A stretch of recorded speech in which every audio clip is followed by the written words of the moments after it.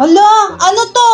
Buntis? Ano yun ba? Ay, ewan ko sa'yo, Kenan. Ikaw magsabi dyan. Wala tayong magagawa ma kasi andyan na. Ano, ang bata-bata pa ni Kenan. Ano ba? Ano pinagsasabi mo?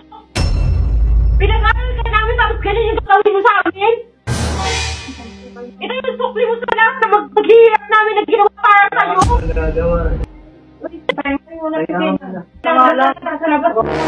Mas nga dito, o dito sa cars ko, baka ako yung mag-a-adjust. Wala akong makain, mabas ka! Ate, wala ka na magagawa kasi nandito na eh. Ano pa magagawa natin, di ba? Hindi pwede sabi, lumaya sila dito. Hindi ko O saan matatanda kami dito na? Wala akong bakit. Ikaw nagbuntis, di ba? O edi, maghanap ka na matitirhan nyo. Saan kami titira? Di namin alam. Kasalanan namin yan. Kayanin pa ng konsensya natin yun. Pinalayas natin silang dalawa. Papaalisin natin. Wala na tayong magagawa. Nahimik ka dyan. Nandito na. Sul-sul ka din eh. Porket maaga ka din nabuntis. Ano yan, di ba? Wala, itong dalawa ang gumaya sa inyo. Kay bata-bata, nakabuntis agad.